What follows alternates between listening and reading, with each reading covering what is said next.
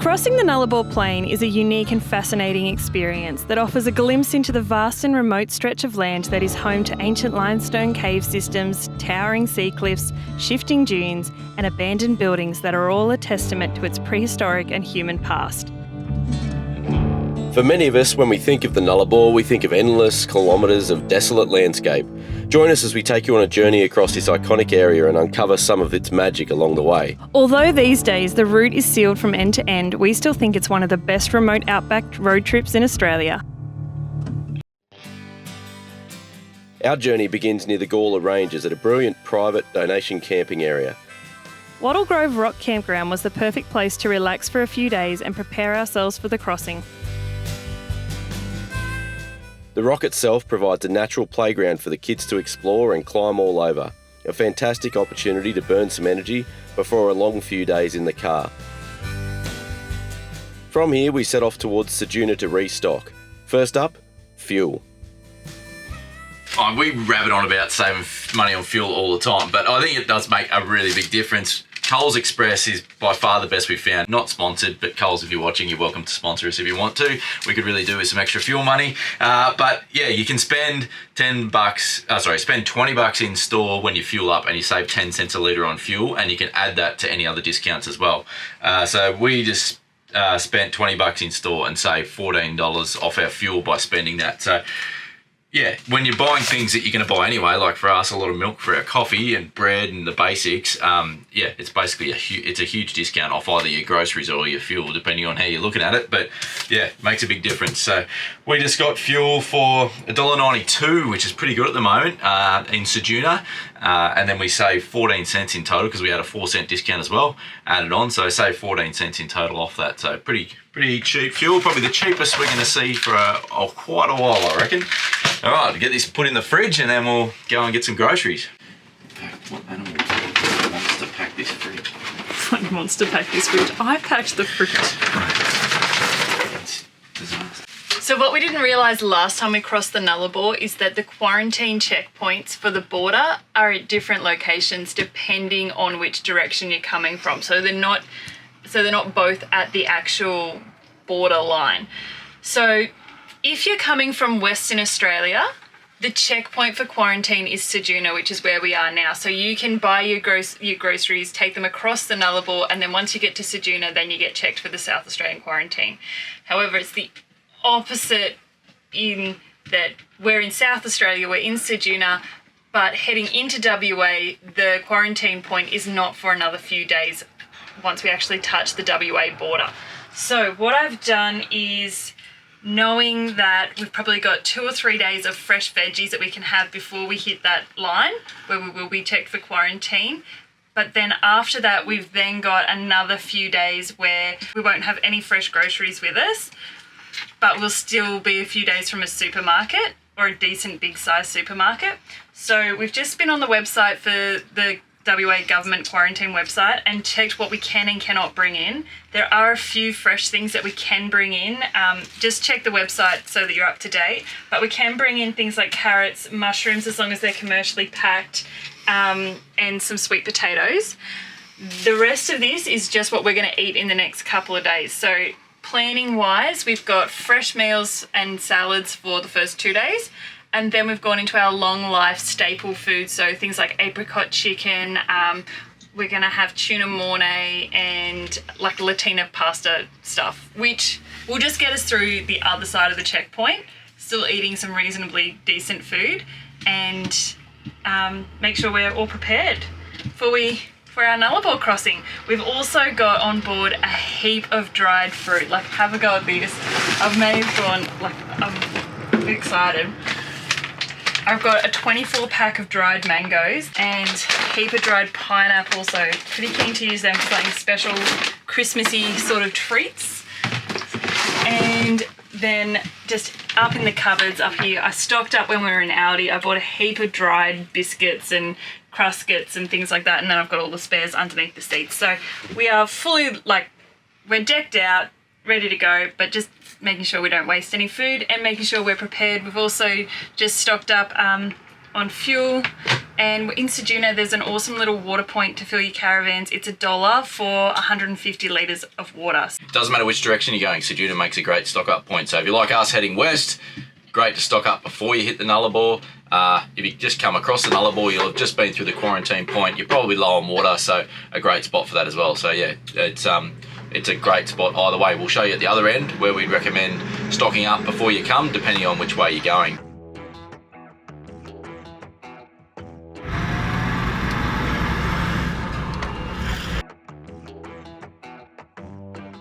The Nullarbor Plain is the world's largest single exposure of limestone bedrock, occupying an area of about 200,000 square kilometres. The Nullarbor Plain was historically occupied by Indigenous Australian people, the Merengue clans and the Yanyala people, who refer to the area as Unduri, which means the waterless. Coincidentally, as you journey west from Ceduna, one of the first points of interest you'll come along is in the town of Penong. It's one of the more bizarre points of interest along the way with its installation of historic windmills.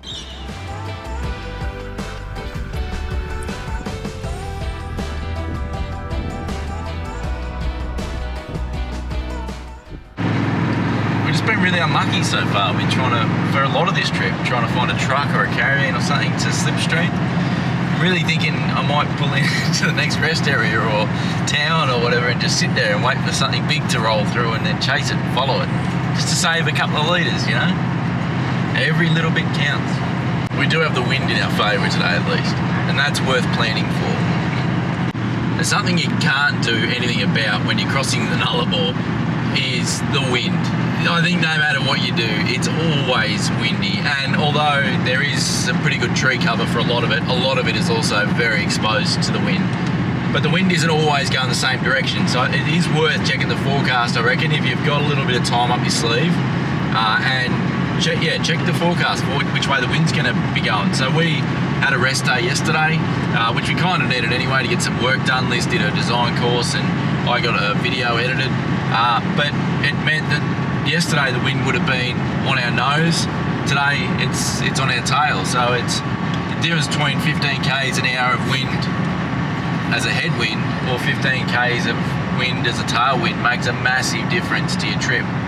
Something we learned on our last crossing, because our last crossing when we were coming the opposite direction, we actually got hit with massive southeasterlies for about 3 days straight, and they were at some points 50 or 60 kilometres an hour. We couldn't even get out of fourth gear in the old Ranger because the wind was so strong, and we ended up just pulling up for a day. We only did about less than 100 k's one day because the wind was just so epic. Do you remember old mate thought his car was broken? Yeah, we pulled into the Nullarbor Roadhouse, and someone that we'd met travelling months earlier, I got chatting to him. He had a Ranger as well and a Jayco, and he was worried that there was a problem with his gearbox. He said, I can't get my gear, it won't go in. Every time I put it in fifth, the car just dies. And I said, yeah, well, I think it's just the wind. Like, it's not actually anything to do with the car. But just the amount of fuel you burn doing that is insane. It just goes up massively. So yeah, if you've got the time and you can be flexible, I reckon it's well worth picking your weather window and going when the winds are in your favour.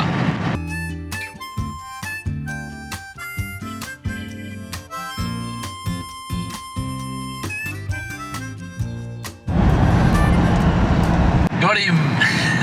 Got one! Got up to a caravan. Thanks to Mike and, I think it's Mike and Trace or Mike and Trice. Appreciate it. Thanks for the slipstream. Owe you a beer. Saving heaps of fuel. You!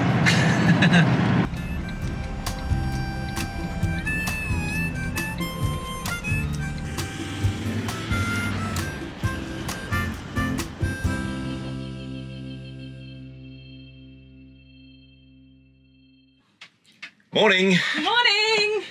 Well, what a camp last night. So we camped up here at head of Bight, which is it's where you can watch the whales during whale season, which is the middle of the year. So I think it's May through October. May through October. You can watch the whales here.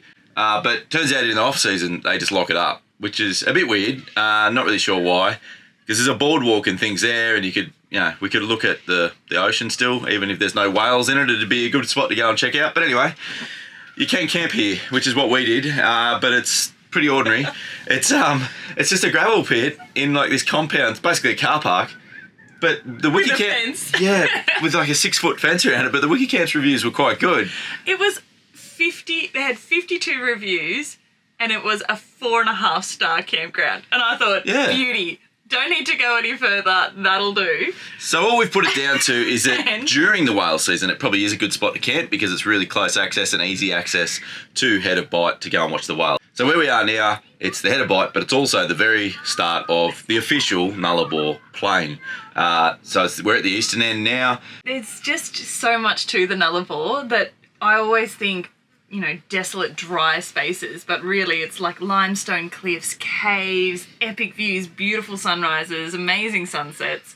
It's just, there's like little pockets all the way through that it just is not what you think when you imagine Yeah. the Nullarbor if you've never done it. And it's always windy. It's really windy. Yeah, if you like wind, this is the But place for you. It's in our favour this morning. It's blowing out of the sort of southeast. So perfect for us this morning. We're going to saddle up, finish this coffee off. Perfect. I'm rushing my coffee because Oh. I've got to get going Sorry, because Diddums. someone wants to be with the wind. Yeah, well, we've got to make the most of it. Gotta go. Gotta go. All No right. time to chat. Bye. Stop See you now. talking. Stop talking so we can wrap this up and get out of here. Just as we were packing up camp, someone came and opened the gates to the Head of Bight. So it may have just been that we got in a bit later yesterday. It was after 4 o'clock. It might be open 8 till 4 or something like that.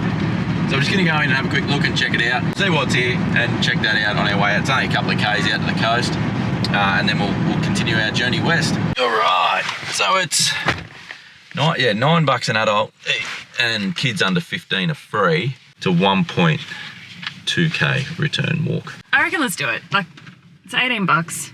We'll let everyone else know if it's worth it or not. Yeah, I reckon. I don't know. I think there's not many paid activities or anything like that we're going to be spending money on in the next week and a bit. So, like, I think it must be worth it if they're willing to charge that much for it. Yeah, and it's owned by the Aboriginal Land Trust, or managed by the Aboriginal Land Trust. Let's do it. Yeah, it'd be good to stretch the legs anyway. We just had a big day in the car yesterday. Yeah. We did about 600 k's yesterday, and another sort of reasonable day in the car today. But we were keen to do some exploring today and see some of the sites, and this is one of them. We missed it last time, so yeah, let's go do it. Let's go check it out. So this area here is called the Great Australian Bight, and the way I remember it is it looks like somebody took a big bite out of the cookie of Australia. We are sitting right here at this very point.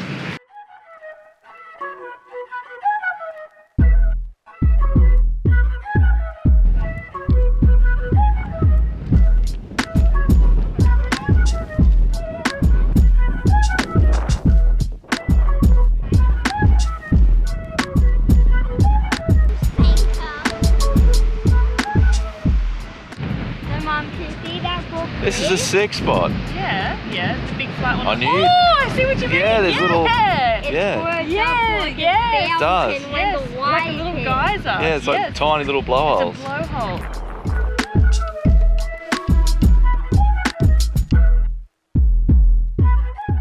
Oh my goodness, it's gorgeous here. If you are coming, come early and catch the sunrise here. Oh, the conditions this morning are just perfect. There's this beautiful glow on the horizon still. The water is it's that beautiful turquoise colour with perfect white sands and purpley skies, white dunes. The colours are gorgeous. This is definitely worth it, even for the $18. Because you get down low down here and it's a great spot to see it with the kids. A lot of the clifftop camps are not safe for the little kids, and the best views are actually from the drone. Whereas down here you can see these gorgeous views, you can see the cliff tops in the distance, you've got the sand dunes over there. It is stunning and it's really safe to see it with the kids. What a find, what a find. Happy. The best time of year to cross the plain is in the winter. Not only are the days significantly cooler, but it's also when you can watch the southern right whales that come up here to breed and give birth from the top of the Great Australian Bight. Although for many of us, we travel to chase the sun, so spending winters in the northern parts of Australia, this leaves the Nullarbor for travelling in the warmer months. It always. Oh, just, you know, that phase where you're trying to put your seatbelt on, but it's still a little bit tricky. He's We'll close. get there. We'll He's get close, there. James, to being able to do his own seatbelt, which is good. Oh, imagine. Well, that was really good. We really enjoyed that, and I can't believe it was one of those ones where you're 50-50 whether you should do it or not, and then you do it, and I can't believe we were thinking about skipping that. Yeah, it was amazing, especially with the kids, to be able to get down and see the cliffs nice and safely, to appreciate the view. The kids had a great time looking there. I wasn't worried about them being on a cliff top. There's a beautiful handrail. Yeah, definitely worth it. But for us too, like such a different view of the cliffs to what you would get. Like the best view we've had before of the cliffs is from the drone, to be honest. There's some good spots along the way that we'll show you as well as we go, but yeah, I think that's definitely one of the best views of the cliffs and of the Bight that we've seen. Don't miss it during whale season too, because that would be just it'd even be next killer. level in whale season. Yep. All right, next stop, Nullarbor Roadhouse. Let's go.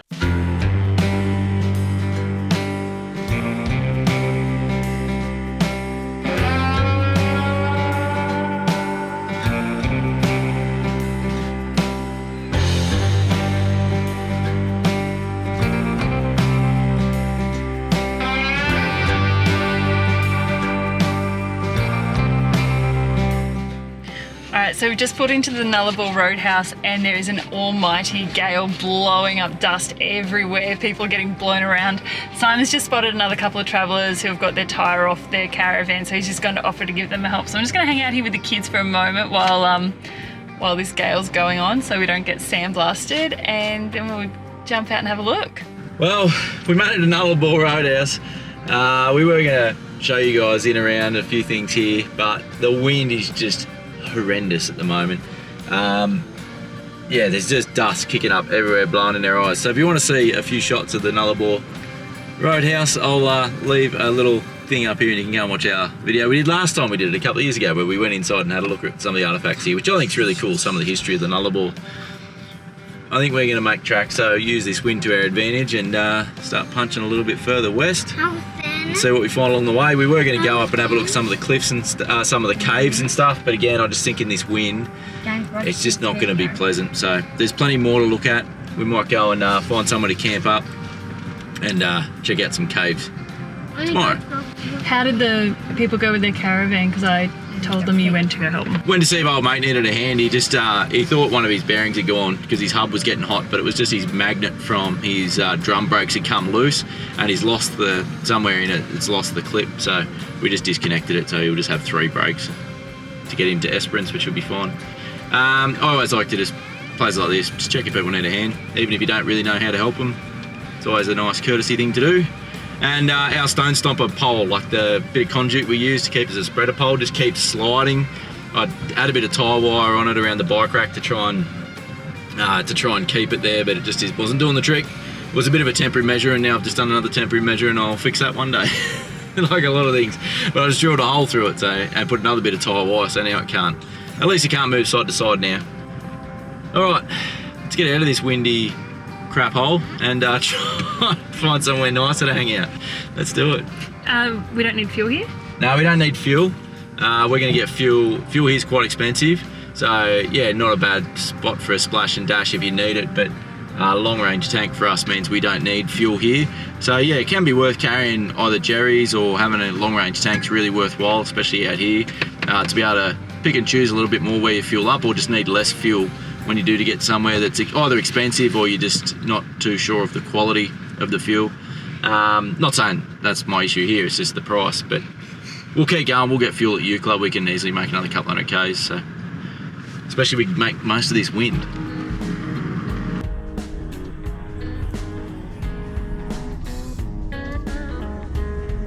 Alright boys, you've got to look out for camels, wombats and kangaroos.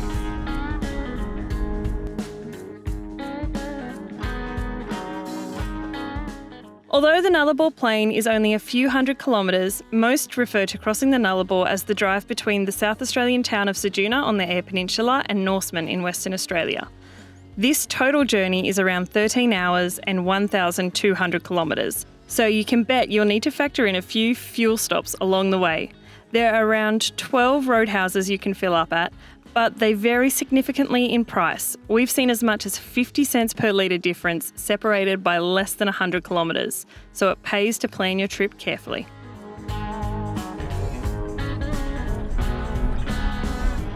Edward John Eyre, whom the highway is named after, was the first European to successfully cross the Nullarbor in 1841, accompanied by Indigenous guides, and like many stories of early European exploration, it was shrouded in controversy.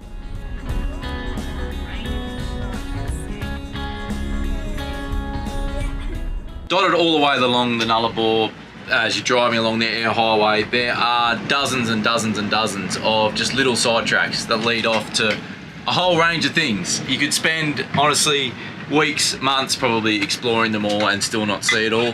But I do highly recommend just checking out a couple of them as you go. Trying to figure out where they go and how far along the track until you find something awesome is really made easier with Wikicamps. We just use Wikicamps. Heaps of them have got points of interest. If you use the points of interest filter and just have a look at what's along the way, there's a heap of interesting stuff to check out. But one of the things we think is the most interesting and awesome to check out is some of these sinkholes and cave systems that are along the Nullarbor. The Nullarbor is actually a giant limestone escarpment, and it's like a bit of Swiss cheese. It is filled with sinkholes, caves, systems. There's people who have done cave diving through here. There's some incredible stories. If you want to go and do some research, I'd highly recommend it. It's a really interesting area and something that most people wouldn't know about, and certainly something that you wouldn't expect out here. A lot of them are inaccessible. You can't get into the caves. A lot of them are in deep sinkholes and things like that, but they're still really interesting to check out.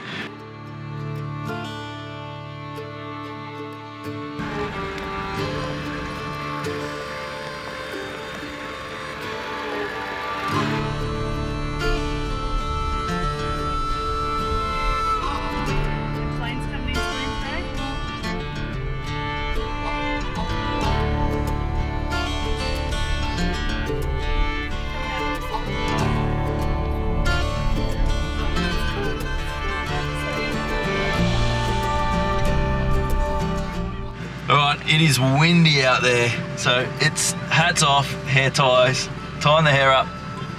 Get your man bun out, Man bun out, it's far too windy for hat. I think I missed a bit. Man bunning it. Alright, we're at the one of the cliff. I don't hope you can hear me over the kids show, but PJ Master's getting a workout. We're gonna go have a look at the cliffs here. So we just pulled up to one of the lookouts. There's heaps of these lookouts along the way here, but gives you some really cool views of the cliffs along the Nullarbor here, and this one in particular is only 100 metres off the highway.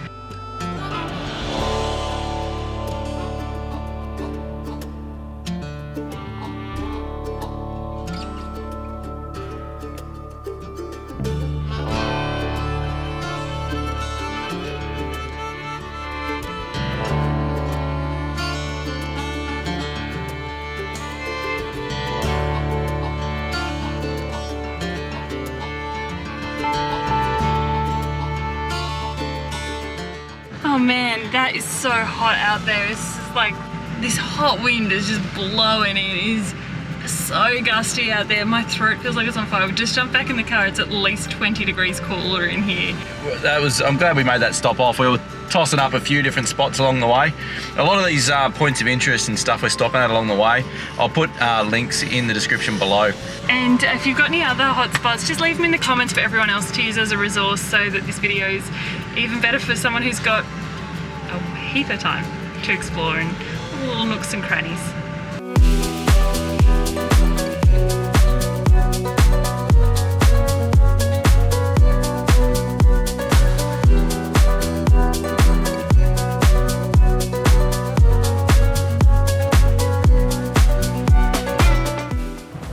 This is what it looks like when you stick your head out the window to film. It's the glamour roll. Oh, we're not doing this, are we? It's this cloud up here. Some interesting cloud formations. The things you think about when you're driving long, relatively uneventful distances. It kind of looks like Yoda. Travel you must. Windy it is. Oh, I don't think this is going to make the cut, surely. Surely we're going to review this footage. Go. No, mate, no, that's not going on YouTube.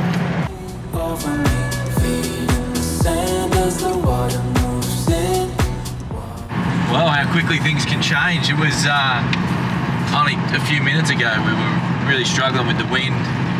It was the highest temp I saw was 43 degrees outside. And then just not long ago, it just seems that the wind seemed to drop right off, or maybe it's more behind us. The driving just got really good, and we saw some rain in the distance, a couple of lightning flashes, and the temperature's literally dropped 20 degrees. I just glanced down, it's 23 degrees now. Crazy. Pretty awesome though, it shows you how quickly things can change.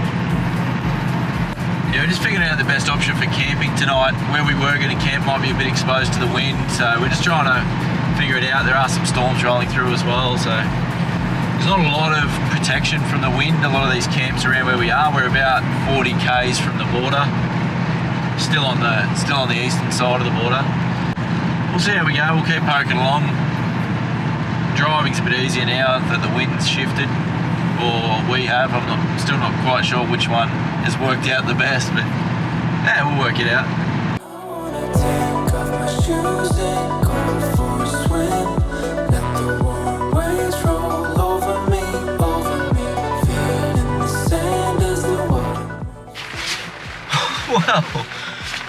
Wow.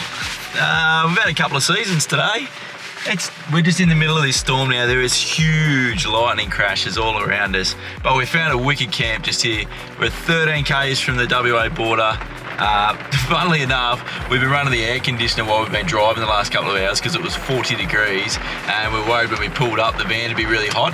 And with the batteries at 100%, we thought we might as well run it. It's now 20 degrees, so I think we're going to turn the aircon off and get in the van and bunker down out of this rain. But yeah, we might even hang here for an extra day tomorrow and just have a rest day. We've got a cracking view. Wait till you see the view we got out of the van. But for now, let's get in the van, get out of the rain, eh, boys? And and now would be a great time before it starts raining. Yep, great time. Let's go. Yeah. Got to unzip before I put my jacket on. Can you? Do you want some help? Oh, I got stuck in my jacket. All right, in you go. Quick.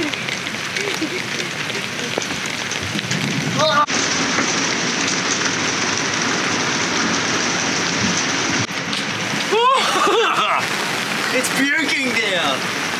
This is sick. It's gonna shore up this awning a little bit.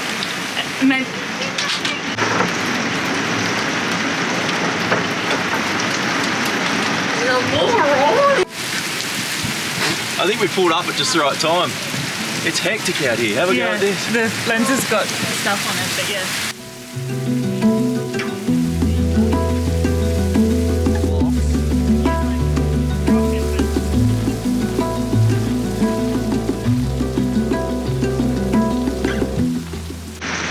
Whoa, that's crazy.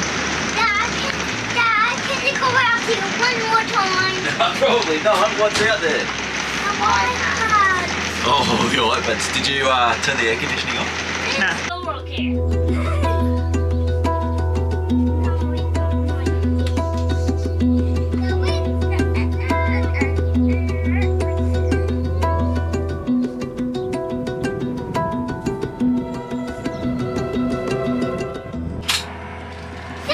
Take him, Dad. Got him.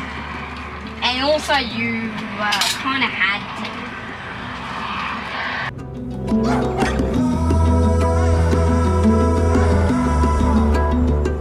So good. Good. What did you make here, Dale? Super easy dinner tonight. The old fresh ravioli with a jar of sauce and a couple extra olives. The boys love olives, which is awesome because so do we. The storm's passed, the sun's come out, and the views are awesome. This is going to be a good spot to hang out for an extra day tomorrow, just to chill Yeah. and have a bit of a rest, and then we'll knock out a few more Ks over the next few days.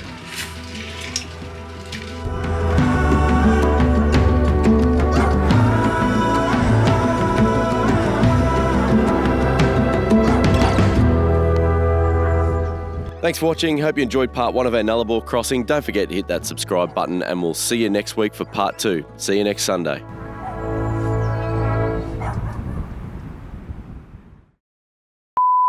Oh, that's a video. Dad, if Is you that want sunny? enough. No.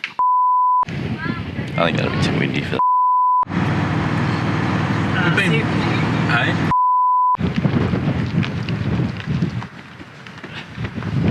How are you? Howdy, how you going? Good. Shit it is. Video, shit it is. Not see that coming. Yeah. You've watched sci-fi. I haven't watched much of like episode 1, 2, 3, but I watched 4, 5, and 6 a lot. Surprised you are. 1, 2, 3. Here we go. Boom, chicka, chicka, chicka, boom, chicka, chicka, chicka. Testing, Simon.